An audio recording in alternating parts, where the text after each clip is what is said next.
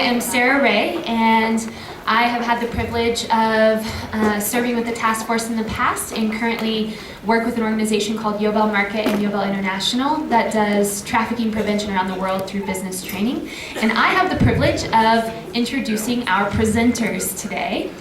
So this morning, I would just like to thank all of you for being here with us and say, along with the task force, that we are just so excited about the attendance for this year's symposium and so thankful to be here at UCCS for the first time ever. First off, I would like to welcome up our board chair, the famous Betty Edwards, who's going to join me in welcoming you here today, as well as our professor of sociology and specialist in gender inequality and women's studies here at UCCS, Aditri Mitra. And finally, we would also like to welcome the chancellor of UCCS herself, Ms. Pam Shockley-Zalabak. Thank you so much, and welcome, Betty.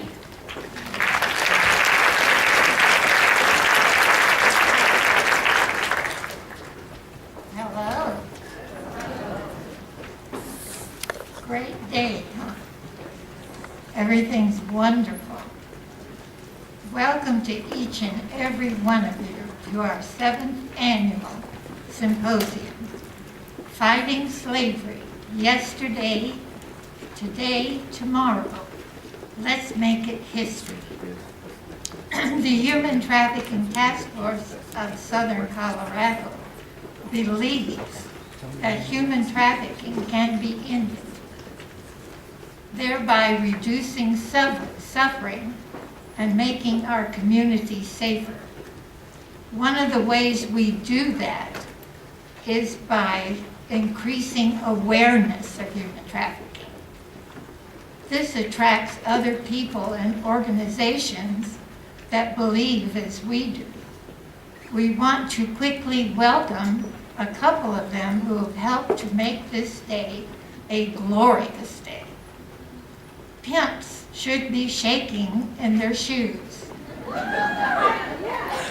and perhaps planning a career change when they hear about the number of people who came to share and to learn about human trafficking today.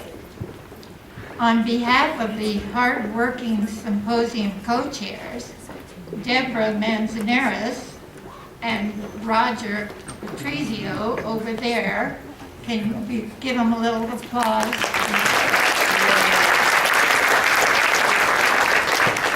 The hordes of human trafficking task force and other volunteers, we especially welcome 2 UCCS supporters who have taken a stand with the abolitionists. They are Professor Aditi Mitra and Chancellor Pamela Shockley. We are very grateful for the support provided today so graciously by the Chancellor.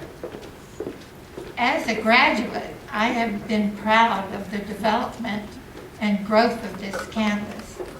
I have to admit, however, that my university also cares about this tragic injustice, and that is extremely pleasing to me. Welcome, Chancellor. Aditi Mitra is an assistant professor of sociology at UCCS.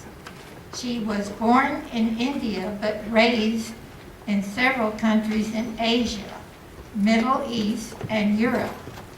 After completing her primary and secondary education in the United Arab Emirates, she earned her bachelor's degree from India and a master's degree in mass communication from England and a doctorate in sociology from the United States. While in India, she has worked with Nobel laureate Mother Teresa's orphanages in Calcutta and also volunteered with other organizations advancing women's and children's rights. Her areas of specialization are in gender inequality, globalization, and women's studies. She has been researching the role of non-governmental organizations and international women's social movements in creating progressive social change. And finally, she passionately teaches about the social agency of women in fighting violence and injustice around the world, including sex trafficking. I present our friend, Professor Aditi Mitra.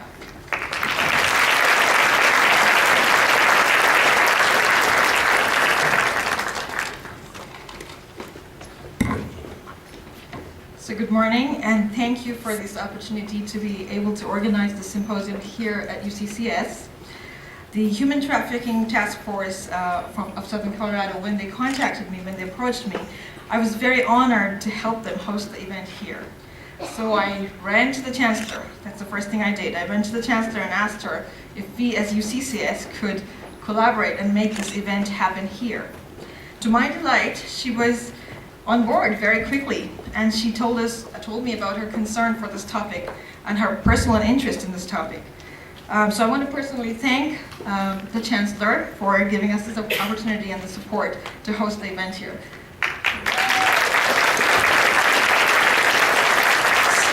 Now I want to quickly share with you some fun facts about my life and just tell you why I'm interested in this topic myself. As you know, that I've lived in several different countries, but I'm actually from India.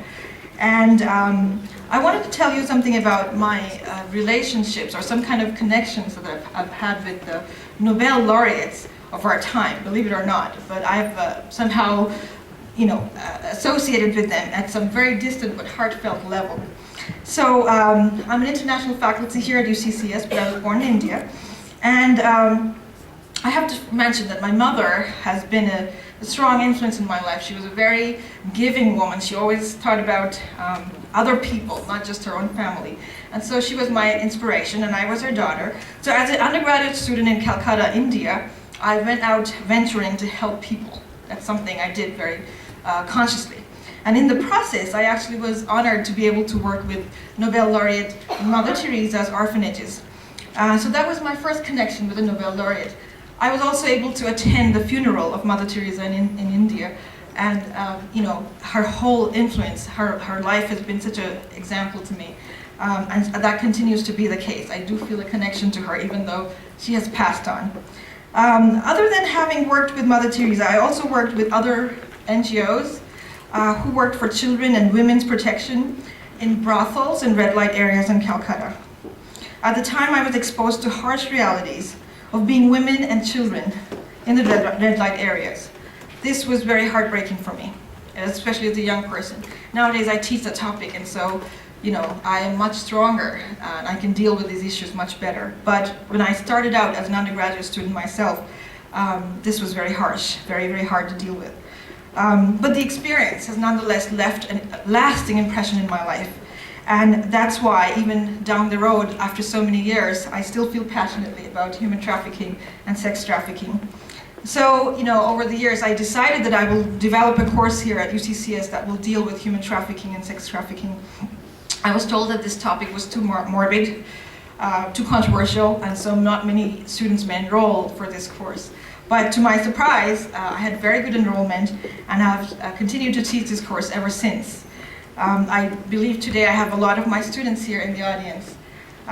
So thank you for being here. What else? I do want to tell you about another Nobel laureate. This year's Nobel laureate is Kailash Satyarthi. He's also from India. Some of you may already have heard of him. Now, I have not worked with him personally, but I do show his video footages in my classes to my students. So in some way, I'm very glad to expose my students to the work that Nobel laureate Kailash Satyarthi does in fighting child trafficking. Finally, I also have a distant connection with the co-recipient of the Nobel Peace Prize this year, and she's Malala Yousafzai from Pakistan, as most of you know. I've been following Malala's life since she was 11 years old, way back in 2009. Not many people knew about her back then, but I used to show a documentary film in my class called Class Dismissed, and I used to talk about her. I used to talk about what she's doing. and my students therefore knew about her. So when Malala got shot and her life was in danger, I was personally distraught because I used to, really follow her life and admire her. I thought she wouldn't make it, but I kept the faith. I did share my apprehensions with my students, and I told them how terribly, terribly sad I was about Malala being shot in the head. Of course, all of you must know the story about her life and whatnot, so I'm not going to go into that. So what happened one fine day is that one of my students came up to me. His name was Matthew Gilbreth. I still remember him. And he told me, what we can do is we can send a gift to Malala while she's recovering at the hospital in England. I thought it was a fantastic idea. So I said, sure, what do we send her? And then my students and I got together and we discussed about different things that we could send her. And then finally, having done a lot of research on Malala, I knew that she was a book enthusiast and that she would love to read books. So I suggested, okay, let's send her some books. But we had to be careful about what kind of books we send her because we were going to parcel it all the way to England. And so I thought, okay, smaller size books are a good idea because it'll cost us a little bit less money.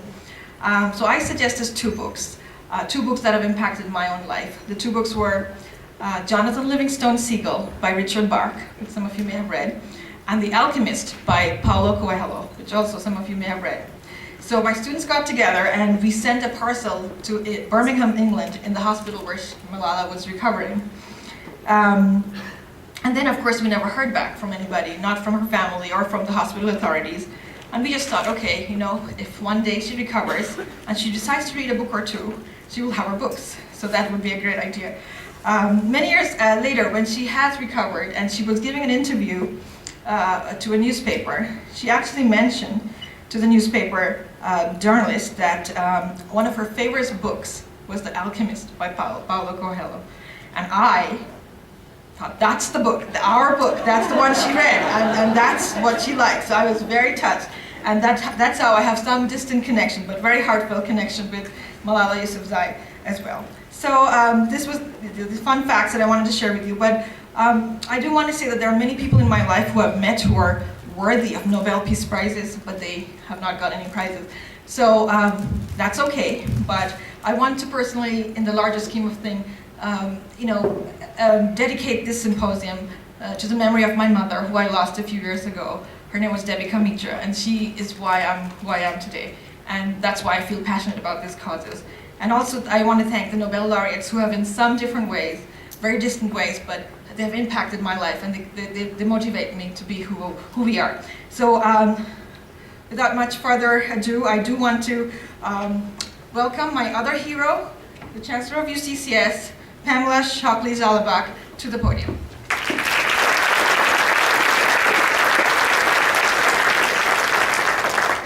Well, it's my pleasure to add to these wonderful welcome for you being here for the 7th Annual Symposium in Southern Colorado. I'm tempted to say it's a beautiful day and welcome, and it is a gorgeous day in Colorado from a climatic point of view. However, it will never truly be a beautiful day while we must still address the issues that are the subject of this symposium and the actions that need to be taken, not only in Southern Colorado, but as we link arms with people around the globe. Of course, I have been aware of trafficking in its various forms for many, many years. My first work with action, of course, comes from work we were doing with an educational partner in India. The corporate partner was, in fact, working very specifically and taking some of their profits to work with young girls who were rescued out of trafficking. My second encounter with direct action is Los Angeles, California, where a colleague of mine works in a new and creative program, again, girls rescued from various forms of trafficking. And not just rescued, but how do you build a new life after years of abuse? And what does that look like in terms of education, in terms of employment, and in terms of sustainability versus the life that they have known? Of course, this is not my first year to be aware of the work that you are doing and the important work of the task force. Because it is easier for many of us in Colorado to say California, India, Nigeria. Last week, we had one of the founders of the Bring Back Our Girls movement on our campus, talking about the critical importance of us linking between countries in a way with technology that we have not previously been able to do in order to pressure individuals and governments into much more conscientious action and direct action. But in fact, we see, and as a chancellor, I get to see the very best of what happens, and I also get to see some of the worst of what happens. And so when I think about oppression, abuse, I think about not just does it occur, because of course it does, but what are the actions that it is an imperative for us to individually commit to, institutionally, i.e. the university, commit to, and what we can do in Southern Colorado, because it is not someone else's problem. It is our problem, but we must link to others. So I am so encouraged that you are on our campus. It will truly be a beautiful day when we no longer have to be here for this type of work. Thank you and welcome.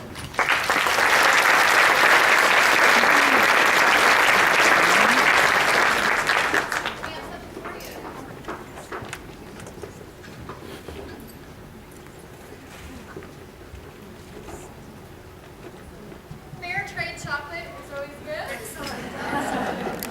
Chocolate for the day.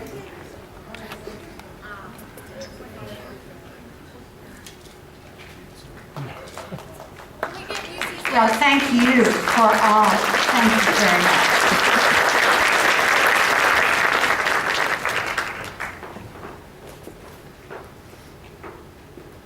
We really appreciate UCCS and their support of us. Thank you.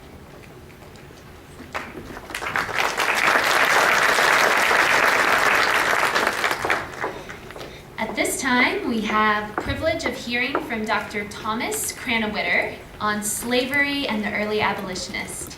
Dr. Cranawiter is a Lincoln scholar and author of the book Vindicating Lincoln, as well as Crisis of Our House Divided, which he will be selling today outside the doors with the rest of the vendors. Dr. Cranawiter holds a PhD in political science from Claremont Graduate University, specializing